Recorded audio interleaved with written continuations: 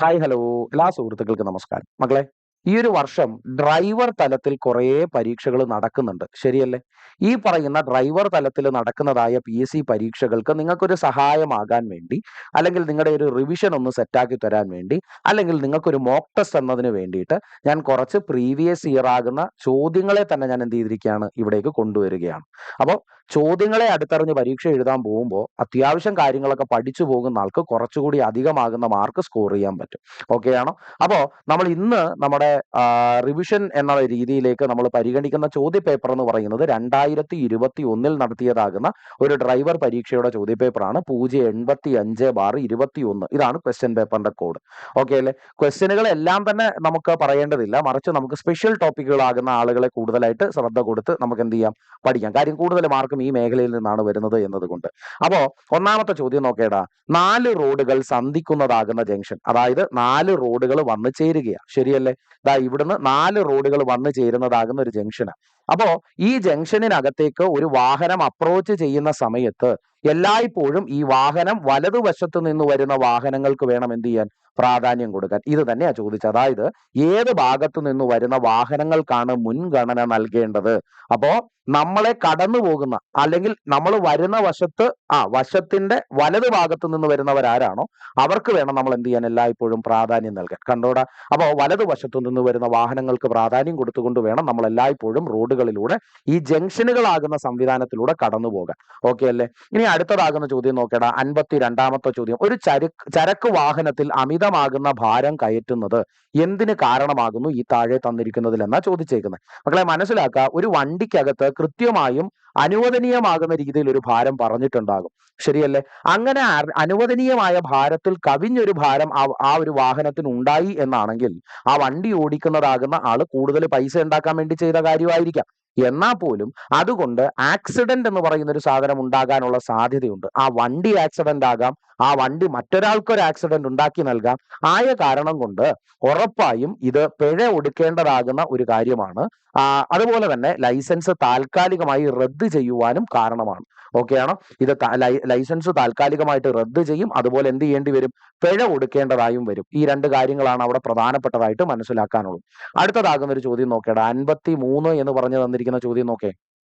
അവിടെ ഒരു ട്രാക്ടറിൽ ഡ്രൈവറെ കൂടാതെ കയറ്റാവുന്ന ആളുകളുടെ എണ്ണം അറിയാം. നമുക്കറിയാം ട്രാക്ടറിനകത്ത് ആകെപ്പാടെ ഇരിക്കാനുള്ളത് ഒരേ ഒരാൾക്കുള്ള സീറ്റാണ്. എന്നാൽ പോലും നമ്മൾ നോർത്ത് ഇന്ത്യയിലൊക്കെ ട്രാക്ടറുകളൊക്കെ ഓടിക്കുമ്പോൾ കുറെ ആളുകളൊക്കെ ഇരുന്ന് പോകുന്നത് കാണാറുണ്ട്. അത് നിയമവിധേയമാണോ? ഇതാണ് ആദ്യത്തെ ചോദ്യം. ആണോ? അല്ല. അപ്പോ നമ്മൾ മനസ്സിലാക്കേണ്ടത് എന്താ, ഒരു ട്രാക്ടർ ആകുന്ന സാധനത്തിനകത്ത് ഒരാൾക്ക് ഇരിക്കാനുള്ള സീറ്റല്ലേ ഉള്ളൂ. ആയ കാരണം കൊണ്ട് ഒരാൾ മാത്രമേ അതിനകത്തേക്ക് എന്ത് ചെയ്യാൻ പാടുള്ളൂ, ഇരിക്കാൻ പാടുള്ളൂ. ഡ്രൈവർ മാത്രമേ അതിനകത്ത് ഉണ്ടാകാൻ പാടുള്ളൂ. അതല്ലാതെ വേറൊരാളെയും അതിനകത്ത് എന്ത് ചെയ്യാൻ പാടില്ല, കയറ്റാൻ പാടില്ല. ഓക്കെ അല്ലേ? അപ്പോ അതും മനസ്സിലായി. ഇനി അടുത്ത ചോദ്യം നോക്കേടാ. എന്താ എഴുതിയേക്കുന്നത്? Cautionary road. കോഷൻ എന്ന് പറഞ്ഞാൽ എന്താണ്? അപായ സൂചനകളൊക്കെ നൽകുന്നതാകുന്ന ആ ഒരു സെറ്റപ്പാണ് കോഷണറി റോഡ് സൈനുകൾ. നമ്മൾ കാണാറുണ്ട് വണ്ടി ഓടിക്കുന്ന സമയത്ത് മുൻപിൽ ഇടുങ്ങിയ റോഡാണ്, ഇവിടെ ഒരു വലുതാകുന്ന വളവുണ്ട്, അല്ലെങ്കിൽ മുമ്പിലുള്ളതാകുന്ന റോഡ് നിങ്ങൾക്ക് വളവ് പോലെ തോന്നാം, പക്ഷെ അത് ശരിക്കും എന്താണ്, ഒരു വളവല്ല എന്നൊക്കെ പറഞ്ഞുകൊണ്ട് നമുക്ക് കൃത്യമാകുന്ന ഒരു ഉപദേശം നൽകാൻ വേണ്ടി, നമുക്കൊരു അവയർനെസ് നൽകാൻ വേണ്ടിയിട്ട് റോഡുകളിൽ പലതാകുന്ന സൈനുകൾ ഇരിപ്പുണ്ടാവും അല്ലെ?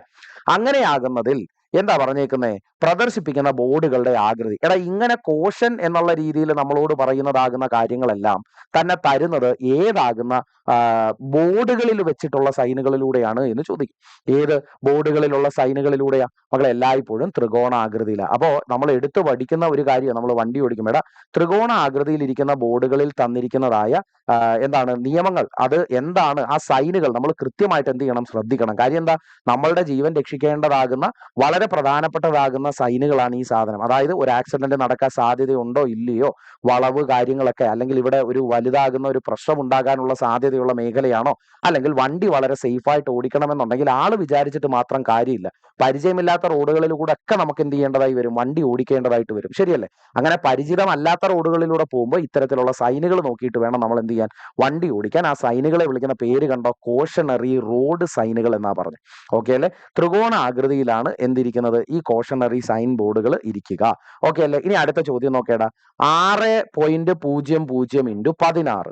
ഇത് സാധാരണഗതിയിൽ എഴുതുന്നത് ടയർ ആകുന്ന ആ ഒരാളിന്റെ എന്താണ് മെഷർമെന്റുകളാണ്. നമ്മുടെ വണ്ടികളിൽ ഉപയോഗിക്കുന്ന ടയറിന്റെ മെഷർമെന്റ്. അതില് ഈ തന്നിരിക്കുന്നത് സൈസ് ആണല്ലോ. അപ്പൊ ഇതിൽ 16 എന്നത് സൂചിപ്പിക്കുന്നത് എന്തിനെ എന്നാണ് ചോദിക്കുന്നത്. എന്ത് സൂചിപ്പിക്കുന്നു? 16 എന്തിനെ സൂചിപ്പിക്കുന്നു എന്നുള്ളതാണ്. അവിടെ മനസ്സിലാക്കേണ്ടത് ഈ 16 സൂചിപ്പിക്കുന്നത് വീൽ റിമ്മിന്റെ വ്യാസമാണ്. എന്താണടാ? വീൽ റിമ്മുകളുടെ വ്യാസത്തെയാണ് എന്തുകൊണ്ട് സൂചിപ്പിക്കുന്നത്? വീൽ റിമ്മിന്റെ വ്യാസമാണ് എന്തുകൊണ്ട് സൂചിപ്പിക്കുന്നത്? 16 കൊണ്ട് സൂചിപ്പിക്കുന്നത്. ഓക്കെ ആണോ? അപ്പൊ നമ്മൾ മനസ്സിലാക്കുന്നു ഈ പറയുന്ന 6x16 സൈസ് ഉള്ളതാകുന്ന ടയറിൽ 16 സൂചിപ്പിക്കുന്നത് വീലിന്റെ എന്തിനെയാണ്? വ്യാസത്തെയാണ്. ഓക്കെ അല്ലേ? ഇനി വണ്ടി ഓടിക്കുന്ന എല്ലാ ആളുകളും വളരെ വ്യക്തമായിട്ട് തന്നെ അറിഞ്ഞിരിക്കേണ്ടതാകുന്ന ഒരു ചോദ്യമാണ് ഗോൾഡൻ ഹവർ. എല്ലാ പരീക്ഷകളിലും കാണുവാൻ സാധ്യതയുള്ളതാകുന്ന ഒരു ചോദ്യം തന്നെയാണ് ഗോൾഡൻ അവർ എന്ന് പറയുന്നത്. നിങ്ങളെ ശ്രദ്ധിച്ചേ, ഗോൾഡൻ അവർ എന്ന് പറഞ്ഞു കഴിഞ്ഞാൽ എന്താ ഗോൾഡൻ അവർ എന്നത് കൊണ്ട് ഉദ്ദേശിക്കുന്നത്? ഗോൾഡൻ അവർ എന്നത് കൊണ്ട് ഉദ്ദേശിക്കുന്നത് നമുക്കിപ്പോ വണ്ടി ഓടിക്കുന്ന സമയത്ത് ഒരു ആക്സിഡന്റ് ഉണ്ടായി. ആ ആക്സിഡന്റിൽ പെട്ടതാകുന്ന ആളിന്റെ ജീവൻ രക്ഷിക്കാനുള്ളതാകുന്ന ആക്സിഡന്റിന് ശേഷമുള്ള ആദ്യത്തെ മണിക്കൂറിനെ വിളിക്കുന്ന പേരാ. അപ്പോ തിരക്ക് അനുഭവപ്പെടുന്ന സമയമാണോ? അല്ല. പുലർച്ചെ 3-നും 4-നും ഇടയിലാണോ? അല്ല. വാഹന അപകടത്തിൽ പറ്റിയതാകുന്ന പരിക്ക് പറ്റിയതിന് ശേഷമുള്ള സമയം. ഒരാൾക്ക് പരിക്ക് പറ്റി, ആ പരിക്ക് പറ്റിയതിന് ശേഷമുള്ള അയാളുടെ ജീവൻ രക്ഷിക്കുവാനുള്ള വിലപ്പെട്ടതാകുന്ന ആദ്യത്തെ ഒരു മണിക്കൂറിനെ വിളിക്കുന്ന പേരാണ് എന്തെന്ന് പറയുന്നത്? ഗോൾഡൻ അവർ എന്ന് പറയുന്നത്. ഈ ചോദ്യം നോക്കി വെച്ചേക്കണം, ഇനിയും ചോദിക്കാൻ സാധ്യതയുണ്ട് കേട്ടോ. അടുത്തതാകുന്ന ചോദ്യത്തിനകത്തേക്ക് പോകാം. 57ാമത്തെ ചോദ്യം നോക്കേടാ. നോക്കെ, റോഡിന്റെ ഇടത് ഭാഗത്തു കൂടി മറികടക്കാവുന്ന സാഹചര്യം. റോഡിന്റെ ഇടത് ഭാഗത്തു കൂടി മറികടക്കാവുന്ന സാഹചര്യം താഴെ തന്നിരിക്കുന്നതിൽ ഏതാണ്? ഒന്ന് ശ്രദ്ധിച്ചേ. ഇരുചക്ര വാഹനത്തിൽ സഞ്ചരിക്കുമ്പോൾ റോഡിന്റെ ഇടത് ഭാഗത്തു കൂടി മറികടക്കാൻ പറ്റുമോ? ഇല്ല. പറ്റുമോടാ? ഇല്ല. ഇനി 4 വരി പാതകളിൽ വലത് ലൈനിലൂടെ ഭാരമേറിയ വാഹനം പൊയ്ക്കൊണ്ടിരിക്കുന്ന അവസ്ഥയിൽ ഒന്ന് ആലോചിച്ചോക്കെ, ഭാരമേറിയതാകുന്ന വാഹനം പൊയ്ക്കൊണ്ടിരിക്കുമ്പോ മാത്രമാണോ ഈ 4 വരി പാതയിൽ? അപ്പൊ അങ്ങനെ പറയുമ്പോൾ അത് എടുത്തു പറയുമ്പോൾ അതെന്തല്ല? കൃത്യമാകുന്നതല്ല. മലമ്പാതകളിൽ അങ്ങനെ പറ്റുമോ? ഇല്ല. കാര്യം എന്താ? വളരെ ഡേഞ്ചർ പിടിച്ചൊരു സിറ്റുവേഷൻ. ഇടത് ഭാഗത്തൂടെ കയറിയ എന്ത് സംഭവിക്കാം. ഇനി എന്താ? മുന്നിലെ വാഹനം വലത്തോട്ട് തിരിയാനുള്ളതാകുന്ന സിഗ്നൽ നൽകി നിൽക്കുന്ന വേളയിൽ. അപ്പോ നമ്മൾ മനസ്സിലാക്കുക, സാധാരണഗതിയിൽ ഒരു വണ്ടി മുമ്പോട്ടേക്ക് പൊക്കൊണ്ടിരിക്കുമ്പോൾ പുറകിലൂടെ ഒരു വണ്ടി വരുമ്പോൾ എല്ലായ്പ്പോഴും വലത് ഭാഗത്തു കൂടിയാണ് എപ്പോഴും ഓവർടേക്ക് ചെയ്യേണ്ടത്. അപ്പോ ഈ പറയുന്ന മലമ്പാതയിൽ കൂടെ സഞ്ചരിക്കുമ്പോഴോ ഇരുചക്ര വാഹനമായാലോ ഒരു കണ്ടീഷനിലും നമുക്ക് വലത് ഭാഗത്തൂടെ അല്ലാതെ ഒരു വണ്ടി ഓവർടേക്ക് ചെയ്യാൻ പറ്റില്ല. എന്നാൽ ഈ നിൽക്കുന്ന വണ്ടി ഇങ്ങോട്ടേക്ക് തിരിയാനുള്ളതാണ് എന്ന് മനസ്സിലാക്കി കഴിഞ്ഞാൽ നമ്മൾ ഇവിടെ എത്തുമ്പോൾ എന്ത് ചെയ്യും? പതുക്കെ ഈ ഒരു സൈഡിൽ കൂടെ പോകും. ഈ വണ്ടി അങ്ങോട്ടേക്ക് തിരിയുന്നതാണെന്ന് ഉറപ്പായി കഴിഞ്ഞാൽ ആ ഒരു കണ്ടീഷനിലല്ലാതെ നമുക്ക് ഇടത് ഭാഗത്ത് കൂടി ഒരു വണ്ടിയെ മറികടക്കാൻ സാധിക്കില്ല. ഓക്കെ അല്ലേ? അടുത്തതാകുന്ന ചോദ്യം നോക്കേടാ. എന്താ ചോദ്യം പറഞ്ഞേക്കുന്നത്? ഒരു 4 ചക്ര വാഹനത്തിന്റെ ടയറിൽ ഉണ്ടായിരിക്കേണ്ട ത്രെഡിന്റെ ആഴം. ഈ ത്രെഡ് എന്നത് കൊണ്ട് ഉദ്ദേശിക്കുന്നത് എന്താണെന്ന് അറിയില്ല. ആ ഒരു കട്ടയായിട്ടിരിക്കുന്ന സാധനമില്ലേ, അതായത് ഒരു ടയർ കൃത്യമായിട്ട് നമുക്ക് ആ ടയറിൻ്റെതാകുന്ന ഒരു യൂട്ടിലിറ്റി നൽകണമെങ്കിൽ അതിന് എത്രയാകുന്ന ഒരു ത്രെഡിന്റെ ആഴം മിനിമം ഉണ്ടാകണം എന്നുള്ളതാണ് ചോദിക്കുന്നത്. അപ്പൊ 4 ചക്ര വാഹനത്തിന്റെ ടയറിൽ ഉണ്ടായിരിക്കേണ്ട ത്രെഡിന്റെ ആഴം എന്ന് പറയുന്നത് എത്രയാണ് മക്കളെ? ത്രെഡിന്റെ ആഴം എന്ന് പറയുന്നത് 1.6 mm ആണ്. അപ്പോ ത്രെഡിന്റെ ആഴം എത്ര? 1.6 mm ആണ്. ത്രെഡിന്റെ ആഴം എത്ര? 1.6 mm ആണ്. അപ്പോ ഒരു 4 ചക്ര വാഹനത്തിന്റെ ടയറിൽ ഉണ്ടായിരിക്കേണ്ട ത്രെഡിന്റെ ആഴം എന്ന് പറയുന്നത് 1.6 mm. അടുത്ത 59ാമത്തെ ചോദ്യം നോക്കേ. ഭാരത് സ്റ്റേജ് 6 അല്ലെങ്കിൽ നമ്മൾ പറയും BS6 എന്ന് പറയും. ശരിയല്ലേ? BS6 എന്ന് പറയും. അപ്പോ ഈ ഭാരത് സ്റ്റേജ് 6 വാഹനങ്ങൾക്ക് നൽകുന്ന പുക പരിശോധനാ സർട്ടിഫിക്കറ്റിന്റെ കാലാവധി എത്രയായിരിക്കും? പുക പരിശോധനാ സർട്ടിഫിക്കറ്റിന്റെ കാലാവധി എന്ന് പറയുന്നത് ഒരു വർഷമാണ്. ഓക്കെ ആണോ? ഭാരത് സ്റ്റേജ് 6 വാഹനങ്ങൾക്ക് നൽകുന്ന പുക പരിശോധനാ സർട്ടിഫിക്കറ്റിന്റെ കാലാവധി എന്ന് പറയുന്നത് എത്രയാണ്? PSCയുടെ ആൻസർ പ്രകാരം അത് കൃത്യമായിട്ടും അവർ പറയുന്നുണ്ട്, ഒരു വർഷമാണ്. ചിലപ്പം നിങ്ങൾക്ക് 6 മാസമൊക്കെ അല്ലേ എന്നൊരു തോന്നൽ ഉണ്ടാകാം, എന്നാലും അത് ഒരു വർഷമാണ്. BS6 വണ്ടികളാണ് എന്നാണെങ്കിൽ. ഓക്കെ അല്ലേ? അടുത്ത ചോദ്യം നോക്കിയാൽ നമ്മുടെ 60ാമത്തെ ചോദ്യത്തിനകത്തേക്ക് വാ. 60ാമത് തന്നിരിക്കുന്ന ചോദ്യം എന്താണെന്ന് നോക്കേടാ. ഏത് തരം ഇൻഷുറൻസ് ആണ് മോട്ടോർ വാഹനങ്ങൾക്ക് നിർബന്ധമാക്കിയിട്ടുള്ളത്? ഒന്ന് ആലോചിച്ച് നോക്കേ. ഇത് കിടുക്കൻ ചോദ്യമല്ലേ? ഏത് തരം ഇൻഷുറൻസ് ആണ് മോട്ടോർ വാഹനങ്ങൾക്ക് നിർബന്ധമാക്കിയിട്ടുള്ളത് എന്ന് ചോദിച്ചാൽ അത് ഏതാണ് എടുക്കേണ്ടത്? Third party insurance. ഒരു വണ്ടിക്ക് നമുക്ക് പല ഇൻഷുറൻസ് ഉണ്ട്. ബമ്പർ ടു ബമ്പർ എന്ന് പറയുന്ന ഇൻഷുറൻസ് ഉണ്ട്, ശരിയല്ലേ? ബമ്പർ ടു ബമ്പർ ഉണ്ട്. പിന്നെ തേർഡ് പാർട്ടി എന്ന് പറഞ്ഞിട്ടൊരു സാധനമുണ്ട്, ശരിയല്ലേ? അപ്പോൾ ഇതിനകത്ത് ഒരു വണ്ടിക്ക് മിനിമം ഈ പറയുന്ന തേർഡ് പാർട്ടി ഇൻഷുറൻസ് ഉണ്ടാകണം. ഇതില്ലാതെ വണ്ടി പുറത്തിറക്കാൻ പാടില്ല. അത് കുറ്റകരമാണ് ഇൻഷുറൻസ് ഇല്ലാതെ പുറത്തിറക്കിയ. ശരിയല്ലേ? ഇനി അടുത്തത് നോക്കേ, 61ാമത്തെ ചോദ്യം. 61ാമത്തത് ഇലക്ട്രിക് ഉപകരണം കൊണ്ട് കാണിക്കുവാൻ സാധ്യമല്ലാത്ത ഒരു സിഗ്നൽ. അപ്പോൾ ഈ താഴെ തന്നിരിക്കുന്നതിനകത്ത് ഒരു ഇലക്ട്രിക് ഉപകരണം, അതായത് നമ്മളിപ്പോ പറയാണ് എന്താണ്, നമ്മുടെ വണ്ടി വരുന്നുണ്ട് വളവിന്റെ സൈഡിൽ നിന്നൊക്കെ അറിയിക്കാൻ വേണ്ടി നമുക്ക് എന്ത് ചെയ്യാം, ഡിമ്മും ബ്രൈറ്റും ഒക്കെ ഇട്ട് കാണിക്കാം. വലത്തോട്ടോ ഇടത്തോട്ടോ തിരിയാനാണ് ഇൻഡിക്കേറ്റർ ഒക്കെ ഇട്ട് കാണിക്കാം. ഇതൊക്കെ നമുക്കൊരു ഇലക്ട്രോണിക്സ് ഉപകരണത്തിന്റെ സഹായത്തോടു കൂടി ചെയ്യാൻ പറ്റുന്ന കാര്യം. ഇതൊന്നും പറ്റാത്തൊരു കണ്ടീഷൻ ഇതിനകത്തുണ്ട്. എന്താണ് ഇതിനകത്ത് പറഞ്ഞിരിക്കുന്നത്? ഓക്കെ, വലതുവശത്തേക്ക് തിരിയാൻ അതിന് ഇൻഡിക്കേറ്റർ ഇട്ടാൽ പോരെ. അതുകൊണ്ട് ഇതായിരിക്കും എന്റെ ആൻസർ. ഇല്ല. വാഹനം നിർത്തുക. വാഹനം നിർത്തുന്നതിന് നമ്മൾ പണ്ട് ഡ്രൈവിംഗ് സ്കൂളിൽ പോകുമ്പോൾ കൃത്യമായിട്ട് പറഞ്ഞിട്ടുണ്ട് വാഹനം നിർത്തേണ്ടത് എങ്ങനെയാണെന്നുള്ളത്. ശരിയല്ലേ? ഇനി നോക്കേടാ, ഇടതുവശത്തേക്ക് തിരിയൽ. ഇടതുവശത്തേക്ക് തിരിയാൻ ഇൻഡിക്കേറ്റർ ഇട്ടാൽ പോരെ. ഇനി നോക്കേടാ, ഇവിടെ എന്താ പറഞ്ഞേക്കുന്നത്? ഓവർടേക്കിങ്ങിനുള്ള അനുവാദം. ഓവർടേക്കിങ്ങിനുള്ള അനുവാദം എന്ന് പറയുന്നത് വണ്ടി ഓടിക്കൊണ്ടിരിക്കുന്ന സമയത്ത് നമുക്ക് ഒരു കാരണവശാലും അപ്പുറം പോയ ആളുടെ അനുവാദം ചോദിക്കാൻ പറ്റൂലല്ലോ. ഇനി അവിടെ പ്രത്യേകിച്ച് അതിന് ഓവർടേക്ക് ചെയ്യാനുള്ള ഒരു സിഗ്നൽ എന്ന രീതിയിൽ ഒരാൾക്ക് കൊടുക്കാൻ പറ്റുമോ എന്ന് ചോദിച്ചാൽ അതും പറ്റൂല. ഓക്കെ ആണോ?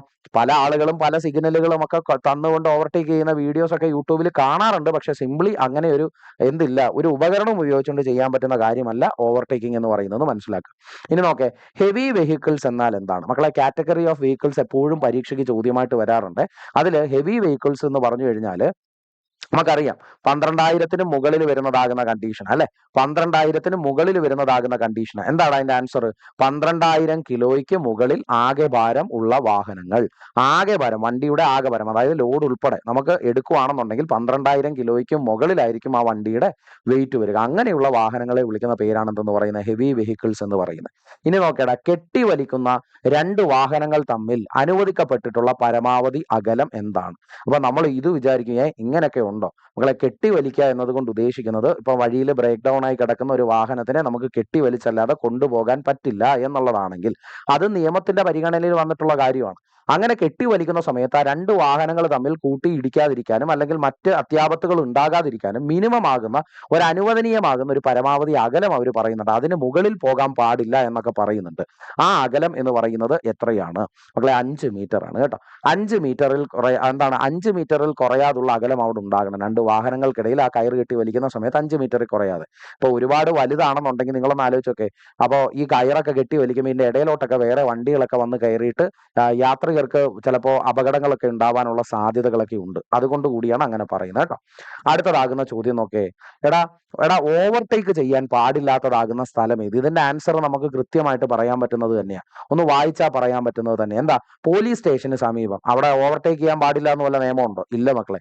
ഇനി നോക്കേ, ഇടുങ്ങിയതാകുന്ന പാലം, എയർപോർട്ടിന് സമീപം. അവിടെ വല്ല പ്രശ്നമുണ്ടോ? പ്ലെയിൻ പോകുന്ന റോഡിൽ കൂടെ അല്ലല്ലോ. ഇനി എന്താ? ടാർ ഇടാത്ത റോഡുകൾ, അവിടെ എന്താ പ്രശ്നം? വണ്ടികൾ ഇതിലേക്കൂടൊക്കെ ഓടുക, അവിടെയൊക്കെ ഓവർടേക്ക് ചെയ്യാം. പക്ഷേ സ്ഥലം ചുരുങ്ങിയതാകുന്നതേ ഉള്ളൂ എന്നാണെങ്കിൽ ഒരു കാരണവശാലും എന്ത് ചെയ്യാൻ പാടില്ല? ഓവർടേക്ക് ചെയ്യാൻ പാടില്ല. അങ്ങനെയാണെങ്കിൽ അവിടെ ട്രാഫിക്കിന്റെ പ്രോബ്ലങ്ങളൊക്കെ ഉണ്ടാവും. അപ്പൊ ഇടുങ്ങിയ പാലങ്ങളിൽ കൂടിയാണ് ശരിക്കും പറഞ്ഞാൽ നമ്മൾ ഓവർടേക്ക് ചെയ്യാൻ പാടില്ല എന്നതായിട്ട് എടുത്തു പറയുന്നത്. ഓക്കെ ആണല്ലോ? ഇടുങ്ങിയ പാലങ്ങളിൽ കൂടി എന്ത് ചെയ്യാൻ പാടില്ല? ഓവർടേക്ക് ചെയ്യാൻ പാടില്ല. അടുത്തതാകുന്ന ഒരു ചോദ്യം നോക്കേടാ, ആക്സിൽ വെയിറ്റ് എന്നാൽ എന്താണ്? അപ്പോ ആക്സിൽ എന്ന് പറഞ്ഞാൽ എന്താണെന്ന് അറിയാം. ബസ്സിന്റെ ഒക്കെ അടിഭാഗത്തിരിക്കുന്ന ആ ഒരു വലിയ ഒരു കമ്പി പോലിരിക്കുന്ന സാധനത്തിനെയൊക്കെ നിങ്ങൾ കണ്ടിട്ടുണ്ടാവും. അപ്പോ ഈ ആക്സിൽ വെയിറ്റ് എന്ന് പറഞ്ഞാൽ എന്ത് എന്നാണ് ചോദിക്കുക. എന്താ മക്കളെ ഈ ആക്സിൽ വെയിറ്റ് എന്ന് പറഞ്ഞു കഴിഞ്ഞാൽ? ആക്സിൽ വെയിറ്റ് എന്ന് പറഞ്ഞു കഴിഞ്ഞാൽ ഉദ്ദേശിക്കുന്നത് ഒരു ആക്സിൽ ഘടിപ്പിച്ചിട്ടുള്ളതാകുന്ന, കണ്ടോ, ഒരു ആക്സിൽ ഘടിപ്പിച്ചിട്ടുള്ള എല്ലാ വീലുകളും ചേർന്ന് ഭൂമിയിലേക്ക് ചെലുത്തുന്നതാകുന്ന ഭാരം. കണ്ടോ, ആക്സിൽ എന്ന് പറയുന്ന ഒരു സാധനം ഘടിപ്പിച്ചു. കണ്ടോടാ, ഒരു ആക്സിൽ ഘടിപ്പിച്ചിട്ടുള്ള, ഈ ആക്സിൽ ഏതൊക്കെയാകുന്ന സ്ഥലത്ത് അക്കട ഘടിപ്പിച്ചിട്ടുണ്ടോ ആ ഘടിപ്പിച്ചിട്ടുള്ളതാകുന്ന എല്ലാ വീലുകളും കൂടി ചേർന്ന് ഭൂമിയിലേക്ക് ചെലുത്തുന്നതാകുന്ന ഭാരം എന്താണ്? അതിനെ വിളിക്കുന്ന പേരാണ് ആക്സിൽ വെയിറ്റ് എന്ന് പറയുന്നത് കേട്ടോ. ആക്സിലുകൾ ഘടിപ്പിച്ചിട്ടുള്ളതാകുന്ന എല്ലാ വീലുകളും കൂടെ ചേർന്ന് ഭൂമിയിലേക്ക് ചെലുത്തുന്ന ഭാരത്തിനെ വിളിക്കുന്ന പേരാണ് എന്ത്?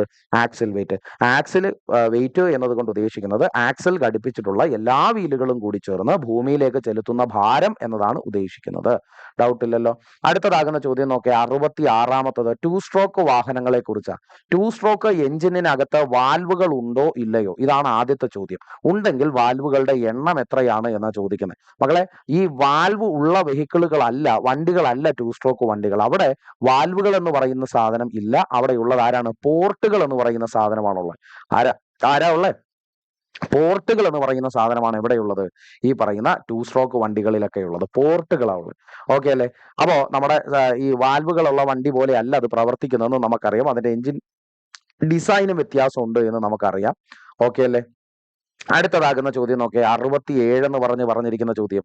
എയർ ബ്രേക്ക് സംവിധാനമുള്ള ഒരു ഹെവി വാഹനം ഓടുന്ന വേളയിൽ എയർ ടാങ്ക് ലീക്കായി എയർ പൂർണ്ണമായും നഷ്ടപ്പെട്ടാൽ എന്ത് ചെയ്യും എന്നാണ് ചോദിക്കുന്നത്. അപ്പോ എയർ ബ്രേക്ക് സംവിധാനത്തിലൂടെയാണ് വണ്ടി എന്ത് ചെയ്തിരിക്കുന്നത്? ഓടുന്നത്. ഹെവി വെഹിക്കിളുകളൊക്കെ തന്നെ മിക്കവാറും എയർ ബ്രേക്കിംഗ് ആയിരിക്കും ഉപയോഗിക്കുക. ഓക്കെ അല്ലേ? അപ്പോ അവിടെ കൃത്യമാകുന്ന രീതിയിൽ അവർ ചോദിക്കുന്നുണ്ട്, ഈ എയർ എന്ന് പറയുന്ന സാധനം ലീക്കായി കഴിഞ്ഞാൽ ബ്രേക്കിംഗ് അവിടെ നടക്കൂല, നഷ്ടപ്പെട്ടാൽ അവിടെ എന്തായിരിക്കും സംഭവിക്കുക, അല്ലെങ്കിൽ എന്ത് വേണം അവിടെ ചെയ്യാൻ എന്നുള്ളതാണ് ചോദിക്കുന്നത്. അവിടെ ആകെ വണ്ടിക്കകത്ത് പിന്നീട് അങ്ങോട്ട് നമുക്ക് പ്രവർത്തന സജ്ജമായിട്ടുള്ളത് എന്തൊക്കെ ആയിരിക്കും? ഒന്ന് ആലോചിച്ച് നോക്കുക. ഗിയർ ഡൗൺ ചെയ്ത് വാഹനം നിർത്താൻ ശ്രമിക്കുക. ഒന്നാമത്തെ കാര്യം, വണ്ടി ഹെവി വെഹിക്കിളാണ്. ഗിയർ ഡൗൺ ചെയ്ത് കഴിഞ്ഞാൽ ഗിയറുകളെല്ലാം കൂടെ എന്ത് ചെയ്യും? കയറി അമങ്ങി പൊട്ടിപ്പോകത്തേ ഉള്ളൂ. ഗിയറിന് താങ്ങാൻ പറ്റുന്നതാകുന്ന ഒരു സെറ്റപ്പ് ആയിരിക്കില്ല ചിലപ്പോൾ അവിടെ ഉണ്ടാകുക. അപ്പൊ അത് പിന്നീട് വലിയൊരു അപകടം ഉണ്ടാക്കാനുള്ള സാധ്യതയുണ്ട്. ഇനി എന്താ ഉള്ളത്? എഞ്ചിൻ ഓഫ് ചെയ്ത് വാഹനം നിർത്താൻ ശ്രമിക്കുക. എഞ്ചിൻ ഓഫായി കഴിഞ്ഞാൽ വേറെയും പ്രശ്നങ്ങളോട് ഉണ്ടാവാം. ഗിയർ ഡൗൺ ചെയ്യുകയും എഞ്ചിൻ ഓഫ് ചെയ്യുകയും വേഗത കുറച്ച് നിർത്താൻ ശ്രമിക്കുക. അതും അവിടെ പ്രശ്നം ഉണ്ടാക്കുന്ന കാര്യം തന്നെ. എന്നാൽ വണ്ടിക്കകത്ത് ഹാൻഡ് ബ്രേക്കുകൾ ഉണ്ടെങ്കിൽ ആദ്യത്തെ പ്രയോറിറ്റി എപ്പോഴും ഹാൻഡ് ബ്രേക്കുകൾക്കായിരിക്കും. ഓക്കെ ആണോ? വണ്ടിക്കകത്ത് ഹാൻഡ് ബ്രേക്കുകൾ ഉണ്ട് എന്നാണെന്നുണ്ടെങ്കിൽ അവിടെ നമുക്ക് ആദ്യത്തെ പ്രയോറിറ്റി കൊടുക്കേണ്ടത് ഹാൻഡ് ബ്രേക്കുകൾക്കായിരിക്കും. ഓക്കെ ആണോ? അപ്പോൾ ഹാൻഡ് ബ്രേക്ക് ഉപയോഗിച്ച് നിർത്താൻ ശ്രമിക്കണം. ഓക്കെ അല്ലേ? ഇനി അടുത്ത നോക്കേ, 16 വയസ്സ് തികഞ്ഞതാകുന്ന കുട്ടികൾക്ക് വണ്ടികൾ ഓടിക്കുവാൻ അനുവാദം ലഭിച്ചിട്ടുണ്ടോ? ഉണ്ട്. പക്ഷെ പ്രശ്നം എന്താണ്? അവർക്ക് ലഭിച്ചിട്ടുള്ള അനുവാദം ഏതുതരം വാഹനങ്ങളിലാണ് കൊടുത്തിട്ടുള്ളത് എന്നും നോക്കേ.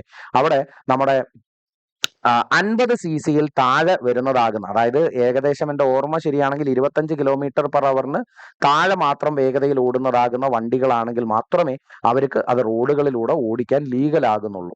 അതും 16 വയസ്സെന്ന് പറയുന്നതിനകത്ത് അങ്ങോട്ടോ ഇങ്ങോട്ടോ ഒരു മാറ്റം വരരുത്. 16 അങ്ങോട്ട് വേണമെങ്കിൽ മുമ്പോട്ട് വേണമെങ്കിൽ പോകാം, 16, 17 അങ്ങനെ വേണേൽ പോവാം.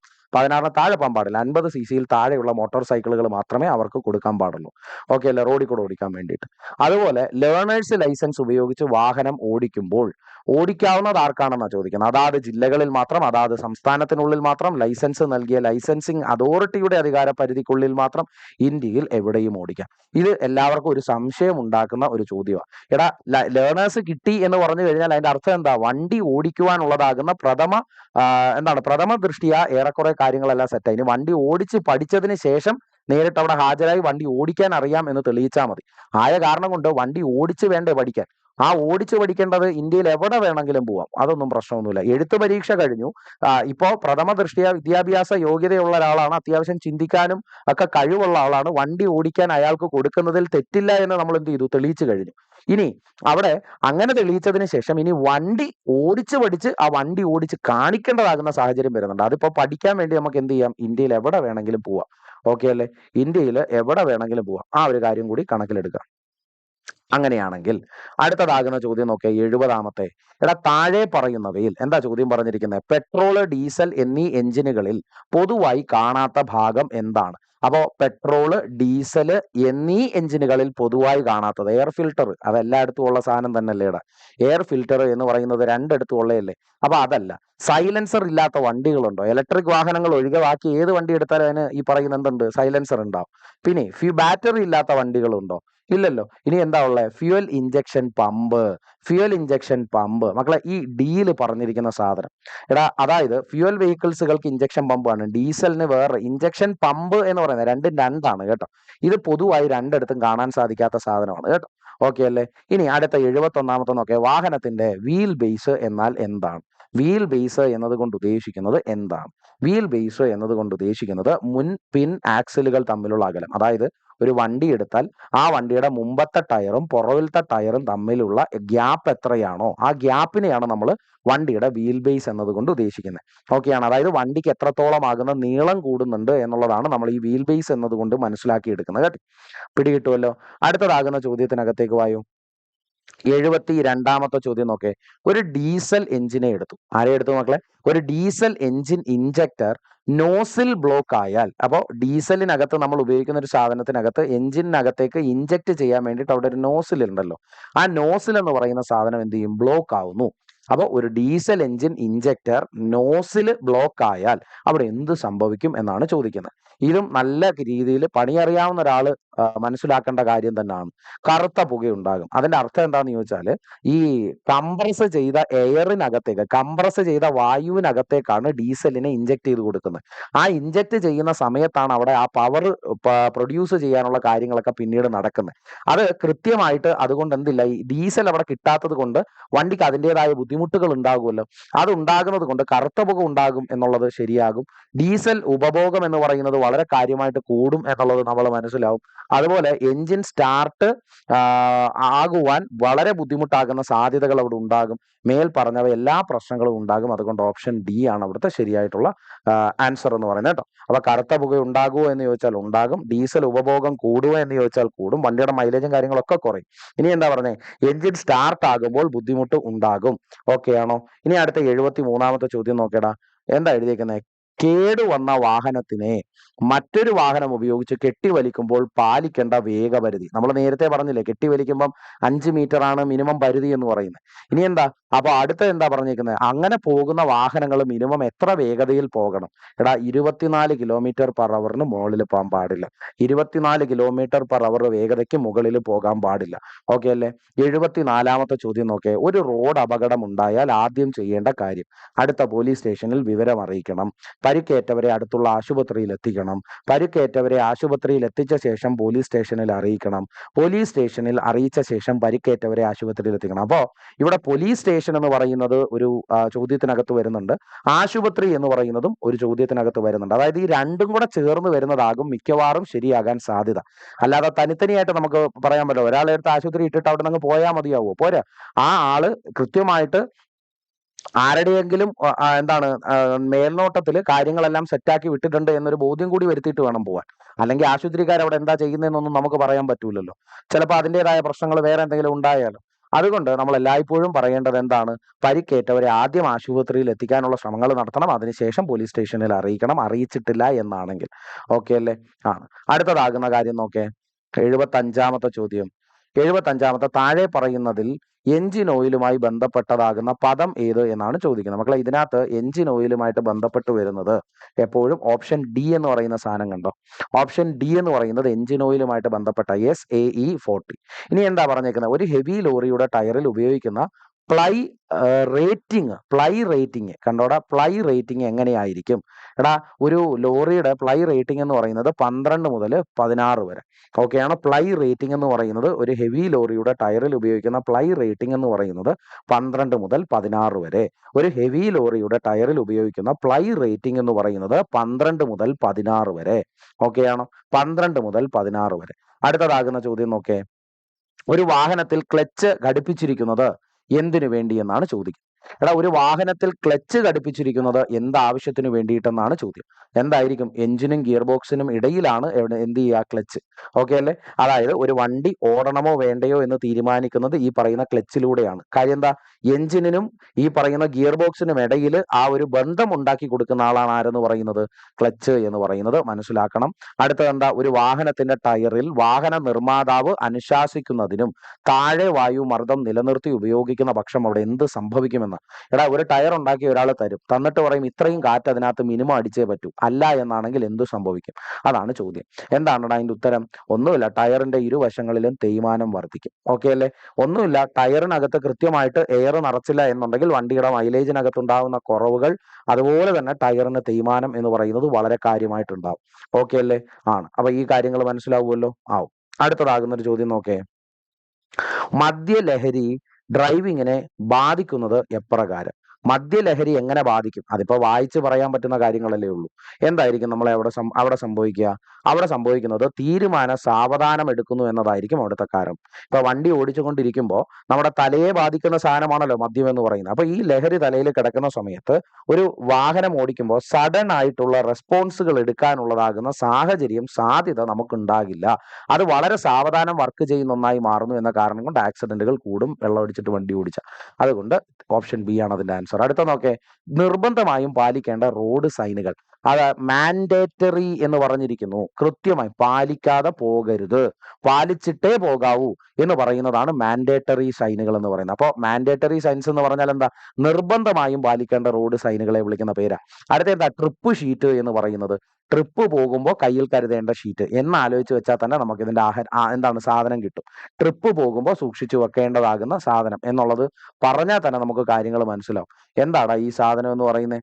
ഇത് സ്റ്റേജ് ക്യാരിയേജുകൾ കയ്യിൽ കരുതേണ്ടത്. സ്റ്റേജ് ക്യാരിയേജ് അതായത് ഈ ആളുകളെ അങ്ങോട്ടും ഇങ്ങോട്ടും ഒക്കെ കൊണ്ടുപോകുന്ന വണ്ടിയില്ലേ, അപ്പൊ ട്രിപ്പ് അടിക്കുന്ന വണ്ടികൾ സൂക്ഷിക്കേണ്ട സാധനം സ്റ്റേജ് ക്യാരിയേജുകൾ. ഇനി ഒരു കാർ ബാറ്ററിയിൽ ദ്രാവകത്തിന്റെ അളവ് കുറയുന്നതിനനുസരിച്ച് ഒഴിക്കേണ്ട ദ്രാവകം എന്താണ്? എടാ, ഒരു കാർ ബാറ്ററിയിൽ ദ്രാവകത്തിന്റെ അളവ് കുറയുന്നതിനനുസരിച്ച് ഒഴിക്കേണ്ട ദ്രാവകം. അപ്പോ ബാറ്ററിക്കകത്ത് ഏതാണ് ഉള്ള സാധനം എന്ന് ചോദിച്ചാൽ അറിയാലോ എന്തായിരിക്കും ആ സാധനം. നമുക്കറിയാം, ഡിസ്റ്റിൽഡ് വാട്ടർ. ആരായിരിക്കും? Distilled water.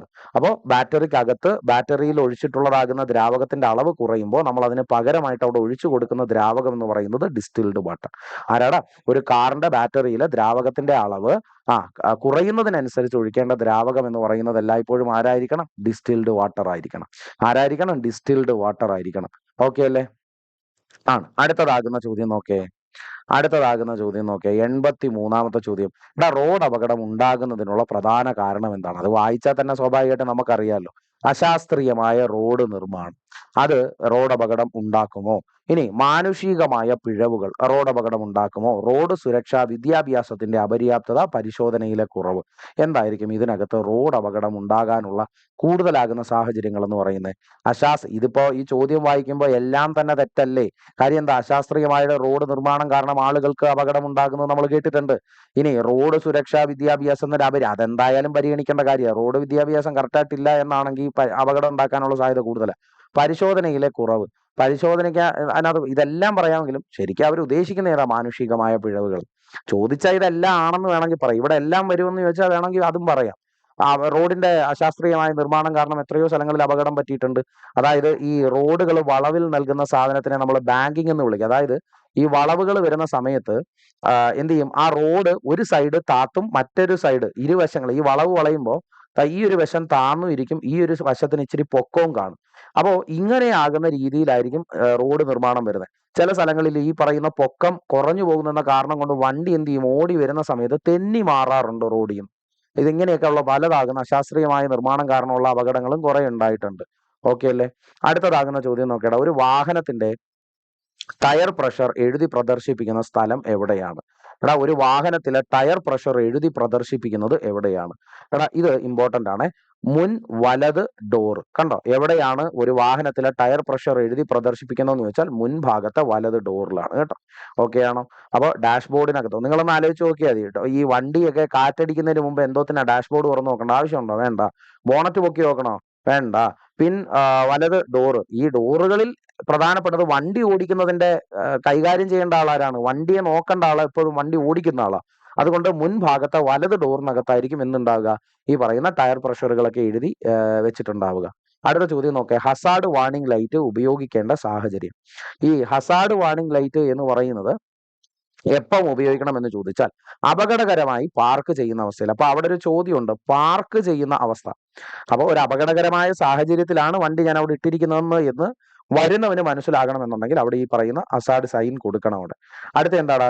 4 ലൈൻ റോഡിൽ ഹെവി വാഹനം ഓടിക്കേണ്ടത്. ഇത് വളരെ പ്രധാനപ്പെട്ട ചോദ്യമാണ്. വണ്ടി ഓടിക്കുന്നവൻ പോലും ഇത് അറിയാതായിരിക്കും മിക്കവാറും ഒക്കെ ഓടിക്കുന്നത്. അതായത് നമ്മുടെ മുമ്പിൽ ഒരു വണ്ടി പോകുമ്പോൾ ഇതെന്തിനാ ഇതിലേക്കൂടെ പോകുന്നത്, ഇവന് മാറ്റി എങ്ങാനും കൊണ്ടുപോകൂടെ, നമുക്ക് എന്തിനാ ഇത്ര ശല്യം ഉണ്ടാക്കുന്നതെന്നൊക്കെ നമ്മൾ ചിലപ്പോൾ ചിന്തിക്കും. പക്ഷേ എന്താണ് അതിന് പിന്നിലുള്ളതാകുന്ന കാരണമെന്ന് ഇവിടുന്ന് മനസ്സിലാക്കിക്കോ. എല്ലായ്പ്പോഴും ഇടത് ലൈനിൽ കൂടി ഓവർടേക്കിംഗ് സമയത്ത് മാത്രം വലത് ലൈനിലൂടെ എന്ന രീതിയിലാണ് ഈ പറയുന്ന ഹെവി വാഹനങ്ങൾ ഓടിക്കേണ്ടത്. അതായത് ഇപ്പോൾ ഒരു വലിയ റോഡ് എടുത്താൽ ഈ റോഡ് 4 ലൈൻ റോഡാണെങ്കിൽ ഇതിന്റെ ഇടത് ഭാഗത്തു നിന്നുള്ള വണ്ണമായിരിക്കും ഹെവി വണ്ടികൾ പോകേണ്ടത്. ബാക്കി എല്ലാ വണ്ടി ഇതിലേക്കൂടെ പോകുക. കാര്യം എന്താ? ഈ പറയുന്ന ഹെവി വണ്ടികൾ എന്ന് പറയുന്നത് അത്ര വേഗതയിലൊന്നും പോകുന്ന വണ്ടികളായിരിക്കില്ല. വളരെ വേഗത കുറഞ്ഞു പോകുന്ന സാഹചര്യത്തിൽ പുറകിൽ വരുന്ന വണ്ടികൾക്ക് തടസ്സങ്ങൾ ഉണ്ടാകാത്ത വണ്ണം നിൽക്കണം. അതിന് വേണ്ടിയിട്ടാണ് ഇങ്ങനെ ഇടത് ഭാഗത്തേക്കെന്നുള്ള വണ്ണം അതിനെ മാറ്റി എന്ത് ചെയ്തിരിക്കുന്നത്? പ്ലേസ് ചെയ്തേക്കുന്നത്. ഓക്കെ അല്ലേ? ഇനി അടുത്തതാകുന്ന നോക്കിയാൽ 87ാമത്തെ ചോദ്യം നോക്കിയാൽ മലമ്പാതകളിൽ എന്താ സംഭവിക്കുക?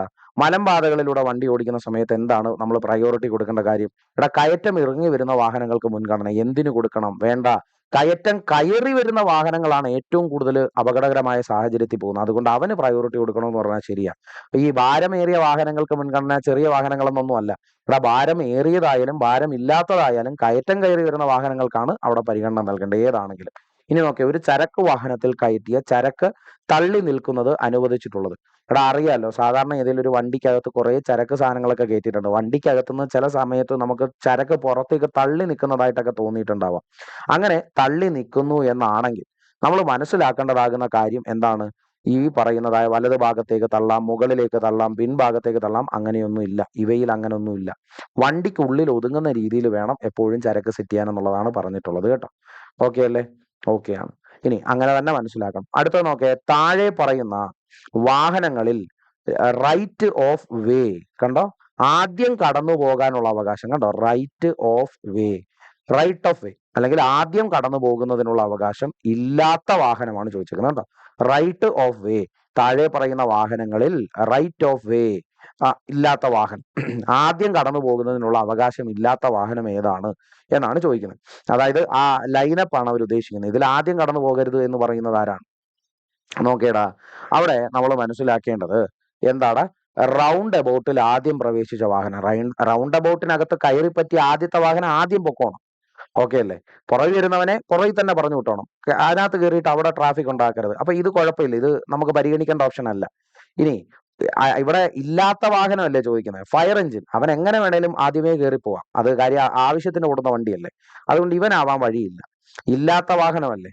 ഇടറോഡിൽ നിന്ന് കയറുന്ന വാഹനം, മെയിൻ റോഡിലൂടെ പോകുന്ന വാഹനം. മെയിൻ റോഡിലൂടെ പോകുന്ന വാഹനത്തിനെ നോക്കണ്ട, ഇടറോഡിൽ കൂടെ കൊണ്ടുവന്ന് നേരെ കയറ്റി റോഡിനകത്തോട്ട് വെച്ച് കഴിഞ്ഞാൽ വലിയ അപകടങ്ങൾ ഉണ്ടാവും. ഇടറോഡിൽ കൂടെ കയറി വരുന്ന വാഹനം അവിടെ സാവധാനം നിർത്തി വണ്ടി വരുന്നില്ല എന്ന് ഉറപ്പ് വരുത്തിയിട്ട് മാത്രം കയറി പോകേണ്ട വാഹനങ്ങളാണ്. അതുകൊണ്ട് ഈ പറയുന്ന ഇടറോഡിൽ നിന്ന് കയറി വരുന്ന വാഹനമാണ് എന്ത് ചെയ്യേണ്ടത്? റൈറ്റ് ഓഫ് വേ എന്ന് പറയുന്നതിൽ പെടാത്ത വാഹനം എന്ന് പറയുന്നത്. അടുത്ത നോക്കേടാ, ബ്ലൈൻഡ് സ്പോട്ട്. ബ്ലൈൻഡ് സ്പോട്ട് എന്നതുകൊണ്ട് ഉദ്ദേശിക്കുന്നത് എന്താ? കണ്ണെത്താത്ത ഏരിയ, കണ്ണെത്താത്ത സ്ഥലം എന്നുള്ളതാണ് ഉദ്ദേശിക്കുന്നത്. കണ്ണെത്താത്ത സ്ഥലം എന്താ? ഈ വണ്ടിയുമായിട്ട് ബന്ധപ്പെട്ട് ബ്ലൈൻഡ് സ്പോട്ട് എന്ന് പറഞ്ഞാൽ എന്താ? ഒരു മോട്ടോർ കാറിന്റെ മുൻ ഇടത് മൂല. മോട്ടോർ കാറിന്റെ മുൻ ഇടത് മൂല എന്ന് പറയുമ്പോൾ ഡ്രൈവറിന് ചുമ്മാ എത്തി നോക്കിയാൽ കാണാവുന്നതല്ലേ ഉള്ളൂ. ഇതെന്തായാലും ആകാൻ വഴിയില്ല, കണ്ണുകൊണ്ട് കാണാൻ പറ്റുന്നത് തന്നെ മുമ്പിലുള്ള കാര്യമല്ലേ. അടുത്ത എന്താ? അടുത്തത് പറഞ്ഞിരിക്കുന്നത് ഒരു മോട്ടോർ കാറിന്റെ ഇടത് റിയർ വ്യൂ മിററിലൂടെ കാണാൻ കഴിയുന്ന ഭാഗം. കാണാൻ കഴിയുന്നത് എങ്ങനെയാണ് ബ്ലൈൻഡ് സ്പോട്ട് ആവുന്നത്? കാണാൻ കഴിയാത്തതാണെങ്കിലല്ലേ വരും. ഒരു മോട്ടോർ കാറിന്റെ റിയർ വ്യൂ മിററിലൂടെ കാണാൻ കഴിയാത്ത ഭാഗങ്ങൾ, അതിപ്പോ ഏത് മിറർ ആണെങ്കിലും കുഴപ്പമില്ല. റിയർ വ്യൂ മിററുകൾ എന്ന് പറയുന്നതിൽ ഇടതുഭാഗത്തിരിക്കുന്നതും വലതുഭാഗത്തിരിക്കുന്നതും വരും. രണ്ട് കണ്ണാടിയിലൂടെയും നോക്കിയേ വണ്ടി ഓടിക്കാൻ പറ്റും, ശരിയല്ലേ? എന്നാൽ ഈ രണ്ട് കണ്ണാടികളിലൂടെ നോക്കിയാലും കാണുവാൻ സാധിക്കുന്നില്ല എന്നാണെങ്കിൽ, കാണാൻ സാധിക്കാത്ത കാരണം കൊണ്ടാണ് ആ ബ്ലൈൻഡ് സ്പോട്ട് എന്നുള്ളത് വരുന്നത് കേട്ടോ. അപ്പൊ ബ്ലൈൻഡ് സ്പോട്ടുകൾ മനസ്സിലാക്കി വണ്ടി ഓടിക്കണം എന്ന് കൂടി പറയണം. 91ാമത്തെ ചോദ്യം നോക്കുക, ഓടിക്കൊണ്ടിരിക്കുന്ന വാഹനത്തിന്റെ ക്ലച്ച് എല്ലായ്പ്പോഴും കാൽ വയ്ക്കുന്നത് കൊണ്ട് എന്തുണ്ടാകും? ഓടിക്കൊണ്ടിരിക്കുന്ന വണ്ടിക്കകത്ത് ചുമ്മാ ക്ലച്ചിനകത്ത് ഇങ്ങനെ കാല് വെച്ചോണ്ടിരുന്നാൽ എന്ത് പ്രശ്നം ഉണ്ടാകും എന്നാ ചോദിക്കുന്നത്. എന്ത് പ്രശ്നം ഉണ്ടാകുന്നേ? ഇതാ നോക്കേടാ, ക്ലച്ച് ഡിസ്ക് തേയ്മാനം സംഭവിക്കടാ. ക്ലച്ച് ആവശ്യമില്ലാതെ ഉപയോഗിച്ചാൽ തേയ്മാനം ഉറപ്പായിട്ടും ഉണ്ടാവും. ഇനി വാഹനത്തിന്റെ വേഗത കുറയാം, അത് ഉറപ്പായിട്ടും. ക്ലച്ചിനകത്ത് ചുമ്മാ ഇങ്ങനെ അവിടെ ഇവിടെയൊക്കെ ഇങ്ങനെ കൈവച്ചുകൊണ്ടിരിക്കുമ്പോൾ അതിന്റെ വേഗതയെ ബാധിക്കുന്നുണ്ട്. ഇന്ധനം നഷ്ടപ്പെടുന്നുണ്ട്, ഉറപ്പായിട്ടും ഉണ്ട്. അതായത് ഈ പറഞ്ഞ എല്ലാ കാര്യങ്ങളും എന്ത് ചെയ്യുന്നുണ്ട് മക്കളെ? ഇവിടെ സംഭവിക്കുന്നുണ്ട്. അതുകൊണ്ട് ഓപ്ഷൻ ഡി ആണ് ഇതിന്റെ ആൻസർ. മുകളിൽ പറഞ്ഞ എല്ലാ കാര്യങ്ങളും ഈ പറയുന്ന ക്ലച്ച് ചുമ്മാ ആവശ്യമില്ലാതെ അങ്ങോട്ടും ഇങ്ങോട്ടും കാലൊക്കെ വെച്ച് ഓടിക്കുന്നത് കൊണ്ട് ഉണ്ടാകുന്ന പ്രശ്നങ്ങളിൽ പെടുന്നത് തന്നെയാണ്. അടുത്ത ചോദ്യം നോക്കേ, ബൈറ്റിംഗ് പോയിന്റ് എന്ന് പറഞ്ഞു കഴിഞ്ഞാൽ എന്നത് താഴെ പറയുന്നത് ഏത് നിയന്ത്രണ സംവിധാനവുമായിട്ട് ബന്ധപ്പെട്ടാണ്? ഈ ബൈറ്റിംഗ് പോയിന്റ് എന്നത് കൊണ്ട് ഉദ്ദേശിക്കുന്നത് എന്തിനെയാണ് മക്കളെ? ബൈറ്റിംഗ് പോയിന്റ് എന്ന് പറഞ്ഞാൽ ക്ലച്ചുമായിട്ട് ബന്ധപ്പെട്ടാണ് ഈ ബൈറ്റിംഗ് പോയിന്റ് എന്ന് പറയുന്നത് കേട്ടോ. സോ ബൈറ്റിംഗ് പോയിന്റ് എന്നത് താഴെ പറയുന്ന ഏത് നിയന്ത്രണ സംവിധാനവുമായി ബന്ധപ്പെട്ടെന്ന് വെച്ചാൽ ക്ലച്ചാണ്. അപ്പോൾ ക്ലച്ചുമായിട്ട് ബന്ധപ്പെട്ട പോയിന്റ് ആണ് ഏതെന്ന് പറയുന്നത്, വാക്കാണ് ബൈറ്റിംഗ് പോയിന്റ് എന്ന് പറയുന്നത്. അടുത്ത നോക്കിയാൽ മദ്യപിച്ച് വാഹനം ഓടിച്ചാൽ ലഭിക്കാവുന്ന ശിക്ഷ. ഇതെന്തായാലും അറിഞ്ഞിരിക്കണം, പരീക്ഷയ്ക്ക് ഇങ്ങനത്തെ ചോദ്യങ്ങൾ ചോദിക്കാൻ സാധ്യതയുണ്ടാകും. മദ്യപിച്ച് വണ്ടി ഓടിച്ചു കഴിഞ്ഞു കഴിഞ്ഞാൽ 6 മാസവും 10,000 കേട്ടോ. മദ്യപിച്ച് വണ്ടി ഓടിച്ചു കഴിഞ്ഞാൽ 6 മാസവും 10,000 കേട്ടോ. മദ്യപിച്ച് വാഹനം ഓടിച്ചാൽ ലഭിക്കാവുന്ന ശിക്ഷ എന്ന് പറയുന്നത് 6 മാസം തടവും പിന്നെ ഒരു 10,000. ഇനി എന്താ അന്നത്തെ റൂള് പ്രകാരം, ഇതിപ്പോ 2021, അതിനുശേഷം എന്തെങ്കിലും മാറ്റം വരുത്തിയിട്ടുണ്ടോ? ഇല്ല, ഇത് തന്നെ ആയിരിക്കും. അടുത്ത ഉള്ളതിൽ അത് തന്നെയല്ലോ ചെറുത് എന്ന് പറയാനുള്ളത്. എന്തായാലും ഇതിൽ ഒരെണ്ണം വരും. ഇതിൽ ഏറ്റവും ചെറുത് അതാണ്. അതുകൊണ്ട് അതിനെ അതാണെന്ന് ഓർത്താൽ മതി. അടുത്ത 94. ഒരു ചരക്ക് വാഹനത്തിൽ കയറ്റിക്കൊണ്ടു പോകുന്ന ആളുകളുടെ എണ്ണം എത്രയാകും? ചരക്ക് വാഹനമാണ്. അതായത് ആളുകൾക്ക് സഞ്ചരിക്കാനല്ല, ചരക്ക് അങ്ങോട്ടും ഇങ്ങോട്ടും കൊണ്ടുപോകാൻ. എന്നിരുന്നാലും അപ്രൂവ്ഡ് ആയിട്ട് അനുവദനീയമായിട്ട് അതിനകത്ത് കുറച്ച് ആളുകൾക്ക് കയറാം. അങ്ങനെയുള്ള ആളുകളുടെ എണ്ണം എത്രയാണ് എന്നാ ചോദിച്ചേക്കുന്നത്. ആ ആളുകളുടെ എണ്ണം എന്ന് പറയുന്നത് രജിസ്ട്രേഷൻ സർട്ടിഫിക്കറ്റിൽ രേഖപ്പെടുത്തിയിട്ടുള്ള ആളുകൾ കണ്ടു. അതിനകത്ത് അനുവദിച്ചിട്ടുള്ളത് എത്ര പേർക്കാണോ അവർക്ക് മാത്രമേ കയറാൻ പറ്റൂ. അതിപ്പോ വണ്ടിയുടെ വലിപ്പമൊക്കെ അനുസരിച്ചും അല്ലെങ്കിൽ വണ്ടിയുടെ സാഹചര്യമൊക്കെ അനുസരിച്ചും അതിനകത്ത് കയറാൻ സാധിക്കുന്ന ആളുകൾ എത്രയെന്ന് അവിടെ പറയപ്പെടുന്നുണ്ട്. അവർക്ക് മാത്രമേ അതിൽ കയറാൻ പറ്റൂ. അല്ലാതെ ഒരാൾ പോലും അധികം അതിൽ കയറാൻ പാടില്ല. കയറിയാൽ അത് ശിക്ഷാർഹമാണ് എന്ന് മനസ്സിലാക്കുക. ഇനി വാഹനത്തിൽ എഞ്ചിൻ ഓയിൽ ലെവൽ പരിശോധിക്കേണ്ടത് എപ്പോൾ? നോക്കേടാ. ഇനി അത് സാഹചര്യം മനസ്സിലാക്കി ചെയ്യണം. എഞ്ചിൻ ചൂടായിട്ട് നിൽക്കുന്ന അവസ്ഥയിൽ എഞ്ചിൻ ഓയിൽ പരിഗണിക്കും ആരെങ്കിലും? വണ്ടിയുടെ എഞ്ചിൻ ഓയിൽ പരിശോധിക്കാൻ ഈ പറയുന്ന ചൂടായിട്ട് നിൽക്കുന്ന അവസരത്തിൽ പരിഗണിക്കുമോ? ചൂട് എന്ന് പറയുന്ന സാധനത്തിനെ വലിച്ചു കളയാനും കൂടെ വേണ്ടിയിട്ടൊക്കെ തന്നെയല്ലേ ഈ പറയുന്ന ഓയിലൊക്കെ അതിനകത്ത് കിടക്കുക. ലൂബ്രിക്കേഷൻ മാത്രമല്ലല്ലോ അതിനകത്ത് ഈ ചൂടും കുറേ ആകുന്ന രീതിയിൽ ഈ ഓയിൽ വലിച്ചെടുക്കുന്നുണ്ട് കുറച്ചൊക്കെ. ഇനി എന്താ, എഞ്ചിൻ തണുത്ത് നിൽക്കുന്ന അവസ്ഥയിൽ നോക്കിയാൽ അത് ഉത്തമം, അത് കറക്റ്റാണ്. വാഹനം കുറഞ്ഞത് 10 കിലോമീറ്റർ ഓടിച്ചുകൊണ്ട്, അങ്ങനെയാണോ? 10 കിലോമീറ്റർ ഓടിച്ചുകൊണ്ട് വന്ന് നിൽക്കുന്ന അവസ്ഥയിൽ അങ്ങനാണോ? അല്ലല്ലോ. ഇനി എഞ്ചിൻ ചെറിയ വേഗത്തിൽ പ്രവർത്തിക്കുമ്പോൾ അങ്ങനാണോ? അതുമല്ല. ഉറപ്പാണ് വണ്ടി വളരെ സേഫ് ആയിട്ടുള്ള കണ്ടീഷനിൽ നിൽക്കുമ്പോഴേ മാത്രമേ എന്ത് ചെയ്യാൻ പാടുള്ളൂ, എഞ്ചിൻ ഓയിൽ നമുക്ക് തുറന്നു നോക്കാൻ പറ്റൂ. അത് തണുത്ത് നിൽക്കുന്ന അവസ്ഥയിൽ എന്നാ പറയേണ്ടത് കേട്ടോ. ശരി, അടുത്തതാകുന്ന ചോദ്യത്തിനകത്തേക്ക് വായു. വാഹനത്തിന്റെ പവർ സ്റ്റിയറിംഗ് ഫ്ലൂയിഡ് ലെവൽ പരിശോധിക്കേണ്ടത് ഏതവസ്ഥയിൽ? എടാ, വാഹനത്തിന്റെ സ്റ്റിയറിംഗ് പവർ ഫ്ലൂയിഡ്, ഈ പവർ സ്റ്റിയറിംഗിന്റെ ഫ്ലൂയിഡ് പരിശോധിക്കുന്നത് ഏതവസ്ഥയിൽ എന്ന് ചോദിച്ചു കഴിഞ്ഞാല് അതിന്റെ ആൻസർ ഇതാണ്.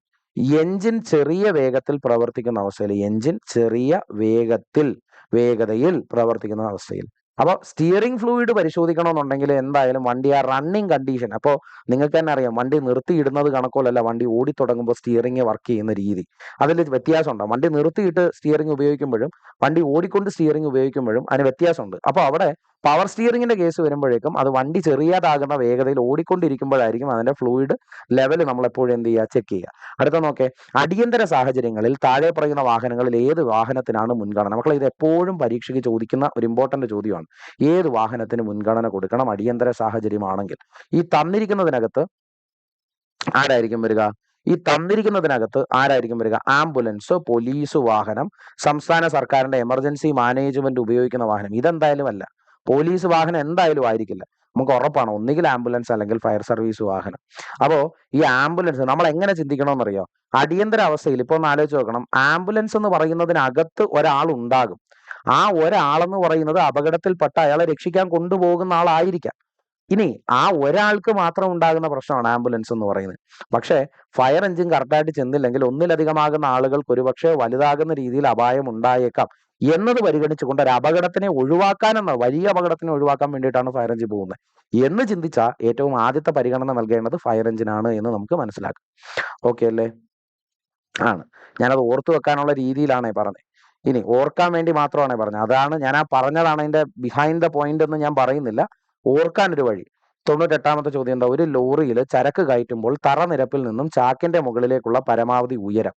നമ്മൾ നേരത്തെ പറഞ്ഞില്ലേ, ലോഡ് കയറ്റുമ്പോൾ എന്താണ്, ഒന്നുകിൽ വലതു ഭാഗത്തേക്ക് തള്ളി നിൽക്കുക, അല്ലെ ഇടതു ഭാഗത്തേക്ക് തള്ളി നിൽക്കുക, അല്ലെ മുകളിലേക്ക് തള്ളി നിൽക്കുക എന്നും പറഞ്ഞൊരു ചോദ്യം ചോദിച്ചില്ലേ? അങ്ങനൊന്നും പറ്റൂല. ഇനി പറ്റുമെന്നാണെങ്കിൽ തന്നെ പരമാവധി മുകളിലേക്ക് അനുവദനീയമായിട്ടുള്ള ഒരു ഉയരം എന്ന് പറയുന്നത് വണ്ടിക്കകത്ത് കൊള്ളാവുന്നത്, എന്നാലും കുറച്ചുകൂടെ പൊക്കമൊക്കെ ആയിക്കോട്ടെ, എന്നാലും പരമാവധി ഒരു ഉയരം അതിന് പറയുന്നുണ്ട്. ആ ഉയരം എത്രയാണ് എന്ന് ചോദിക്കുന്നു. അത് 3.8 മീറ്റർ. എത്ര മീറ്ററാ? 3.8 മീറ്റർ. അപ്പൊ നിങ്ങൾ കണ്ടിട്ടുണ്ടോ റോഡിൽ കൂടെ ഒക്കെ പോകുമ്പോൾ മറ്റേ മേളിൽ ഇങ്ങനെ ഒരു പാലത്തിന്റെ ഒക്കെ കണക്കുള്ളത് ഇങ്ങനെ കമ്പികളൊക്കെ വെച്ചിട്ട് ഇതിനകത്തൂടെ വണ്ടികളെ പറഞ്ഞു വിടുന്നത്. അതായത് ഈ ഒരു മീറ്റർ പരിഗണിച്ചിട്ടാണ് ആധാ സാധനം വെച്ചേക്കുന്നത്. ആ മീറ്ററിന് മുകളിൽ കൂടെ എന്താണ്, മുകളിൽ ഉയരത്തിലുള്ള സാധനങ്ങളൊന്നും ഒരു കാരണവശാലും അതിൽ കൂടെ പോലെ ഈ പാലത്തിന്റെ ഒക്കെ അടിയിലൊക്കെ ആയിരിക്കും മിക്കവാറും അങ്ങനെയൊക്കെ കാണാൻ പറ്റുന്നത്. ഓക്കെ അല്ലേ? അടുത്ത നോക്കിയാൽ ഒരു വാഹനം പുറകോട്ട് ഓടിക്കുവാൻ അനുവാദമുള്ളത് ഏത് കണ്ടീഷന്? ഉദ്ദിഷ്ട സ്ഥാനത്ത് എത്തുവാൻ മാത്രം, മുൻപിലുള്ള വാഹനം ഡ്രൈവർ ആവശ്യപ്പെട്ടാൽ മാത്രം, ദിശ മാറിപ്പോകാൻ മാത്രം, വൺ വേ റോഡുകളിൽ വണ്ടി പുറകിലേക്ക് എടുത്തുകൊണ്ട് റിവേഴ്സ് ഗിയറിൽ പോകാനുള്ള അവസരം അല്ലെങ്കിൽ അനുവാദം തന്നിട്ടുള്ളത് ഏത് കണ്ടീഷനിലെന്ന്? ഒന്നുമില്ല. അറിയാലോ, ദിശ മാറി പോകാൻ വേണ്ടി മാത്രമായിട്ട്. അല്ലാതെ മുൻപിലുള്ള ഡ്രൈവർ എപ്പോൾ വന്ന് ആവശ്യപ്പെട്ടാലും അങ്ങനെ പോകണം എന്ന് നിർബന്ധമില്ലല്ലോ. ഉദ്ദിഷ്ട സ്ഥാനത്തെത്താൻ റിവേഴ്സ് ഗിയറിൽ തന്നെ പോകണമെന്നില്ലല്ലോ. വണ്ടി റോഡിൽ കൂടെ റിവേഴ്സ് ഗിയർ ഇട്ടുകൊണ്ട് ഓടിച്ചുകൊണ്ട് പോകാൻ പറ്റും? ഇല്ല. വൺ വേ റോഡുകളിൽ റിവേഴ്സ് ഗിയർ വണ്ടി ഓടിച്ച് കളിക്കാൻ പറ്റും? ഇല്ല. അപ്പൊ പിന്നെ ഉറപ്പാണ് ഇവിടെ ദിശ മാറി പോകാൻ എന്നൊരു സാഹചര്യമാണ് അവർ ഉദ്ദേശിക്കുന്നത്. 100ാമത്തെ ചോദ്യം, ഒരു വാഹനം രജിസ്ട്രേഷൻ ഇല്ലാതെ ഉപയോഗിക്കാൻ അനുവാദമുള്ള സാഹചര്യം എവിടാണ്? എടാ, ഈ ചോദ്യം വളരെ ഇമ്പോർട്ടൻ്റ് ആണ്. ഒരുപാട് സ്ഥലങ്ങളിൽ നമുക്ക് ഈ ചോദ്യത്തെ കാണാൻ പറ്റും. ഒന്നുമില്ല, രോഗിയെ അടിയന്തരമായി ആശുപത്രിയിൽ എത്തിക്കുന്നതിന് വേണ്ടി മാത്രം നമുക്ക് എന്തുപയോഗിക്കാം? ഒരു വാഹനം രജിസ്ട്രേഷൻ ഇല്ലാതെ ഉപയോഗിക്കാൻ അനുവാദമുണ്ട്. രജിസ്ട്രേഷൻ ഇല്ലാത്തൊരു വാഹനം ഒരു രോഗിയെ അടിയന്തരമായി ആശുപത്രിയിൽ എത്തിക്കാൻ വേണ്ടി മാത്രം ഉപയോഗിക്കാം. അല്ലാതെ ഒരു കാരണവശാലും നമുക്ക് ഉപയോഗിക്കാൻ പറ്റത്തില്ല? ഈ രജിസ്ട്രേഷൻ ഇല്ലാത്ത വാഹനം ഉപയോഗിക്കാൻ പറ്റത്തില്ല. ഓക്കെയാണ് മക്കളെ? നമ്മൾ എത്ര ക്വസ്റ്റ്യൻസ് നോക്കി? 50 ക്വസ്റ്റ്യൻസുകളാണ് നമ്മളിപ്പോൾ നോക്കിയിട്ടുള്ളത്. ഈ 50 ചോദ്യങ്ങളിൽ പല ചോദ്യങ്ങളും ഇനിയും ആവർത്തിക്കപ്പെടാൻ സാധ്യതയുള്ള ചോദ്യങ്ങളാണ്. ഇനിയും കൂടുതലാകുന്ന ചോദ്യങ്ങൾ നിങ്ങൾക്ക് വേണം എന്നാണെന്നുണ്ടെങ്കിൽ തീർച്ചയായിട്ടും നിങ്ങൾ ഈ ഒരു വീഡിയോയുടെ താഴെ കമന്റ് ചെയ്യണം. ഇനിയും കൂടുതലാകുന്ന വീഡിയോസുകൾ ഞാൻ എന്ത് ചെയ്യുന്നുണ്ട്? അപ്ലോഡ് ചെയ്യുന്നുണ്ട്. അപ്പോൾ നമ്മുടെ പരീക്ഷകൾ നമുക്ക് വളരെ ഭംഗിയായിട്ട് എഴുതി നമുക്ക് വളരെ കാര്യമാകുന്ന റാങ്കുകളിലേക്കൊക്കെ എത്താൻ ഈ ഒരു ചോദ്യപേപ്പർ നിങ്ങൾക്ക് സഹായകമാകട്ടെ, ആകും. അപ്പോൾ എല്ലാവർക്കും എല്ലാവിധ അനുഗ്രഹങ്ങളും എല്ലാവിധ നന്മകളും ഉണ്ടാകട്ടെ എന്ന് പറയുന്നു. നമസ്കാരം.